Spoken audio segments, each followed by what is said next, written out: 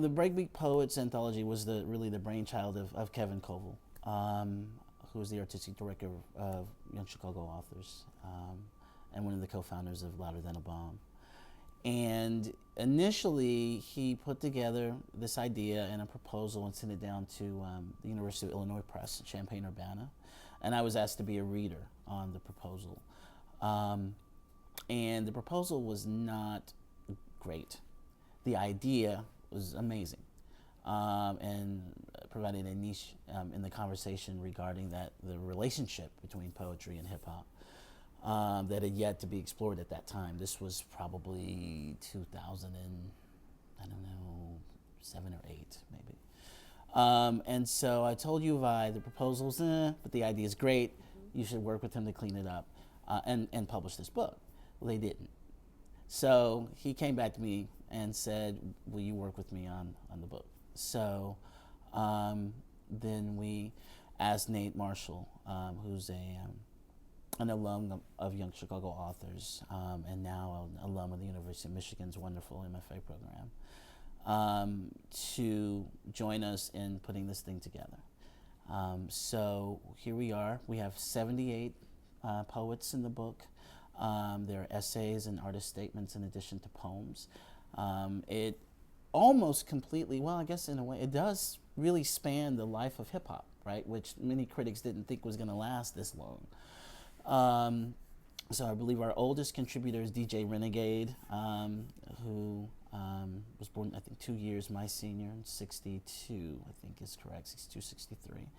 And then the youngest contributors to the book are my 2 oldest sons, who are 17 and 15, respectively. And the poems explore everything from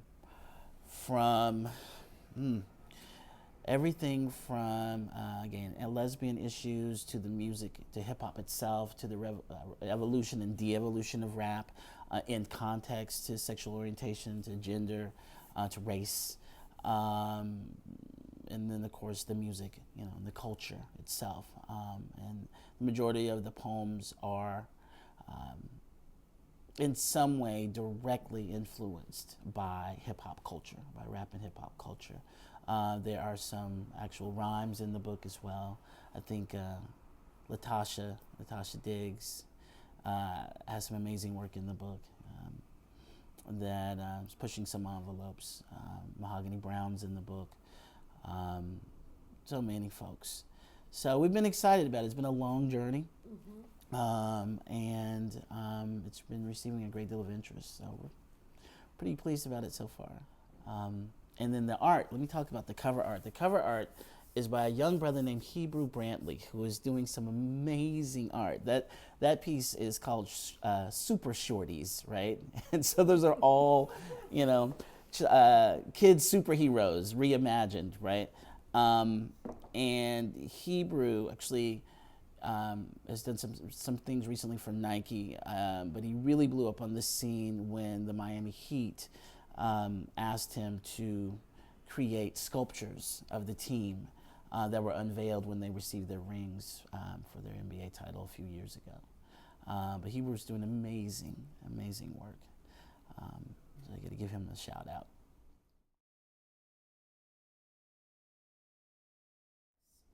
Well, Kevin does his best in the introduction to do so.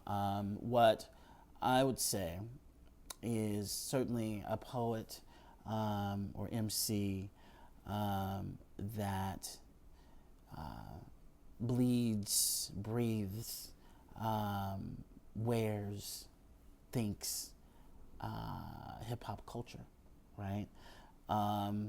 And their art, the way they see, the way they move through the world, is influenced by, again, what I call the evolution or the de-evolution of rap or hip hop, right? And I believe, it is very defining. So many critics back in the day did not think that hip hop would still be around, would still be here. And of course, it has gone through mutations, as all things do, some for the good and some definitely for the evil. But I think that a breakbeat poet is has the culture and the music, moves the world with the culture and the music as a soundtrack for the way they think, and the way they see. And I'm 50 years old, and and again, the youngest contributors to the book are 17 and 15, my sons. And one of the things that connects us, besides of course me being their father, is hip hop, is rap, is the culture. And so one of the things that's been personally very interesting for me is, particularly with the journey with the book, is learning more about how my sons and vis-a-vis this generation of young people, how they understand or appreciate or don't appreciate the hip hop that preceded Tupac and Biggie, right?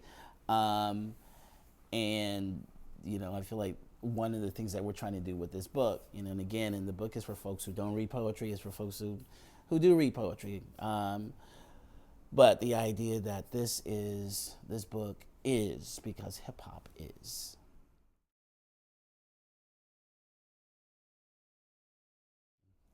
I think we would most often think of it as more as experience, manifesting more on the page. That's what we think about it. I mean, I'm not the page. I'm sorry, the stage. But what we are suggesting, and part of the argument I think that the poets themselves provide, is that print culture, poetics, if you will, can be hip hop, can be influenced by hip hop aesthetic, and also work on the page as well as the microphone. So I think in many ways we're suggesting that we're disproving or sort of disavowing this notion that it's just mic, it's just mic poetics, just for the ear. It's just ear candy and not ear and eye. Right? That's what Crack House. Greeter. She hustles us in, eyes tired, shadows stutter behind nervous trees. Outer room. Screen door grime, a porous portal. Paneling drips, frantic carpet. Living room.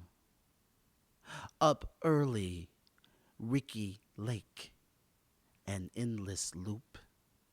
TV's wide blue mouth, the only thing moving. Pantry. She fast food. She buy one, get one free. Kitchen. Parched bones, silently akimbo. Peel of burn, gray of skin. He sizzles, cooks.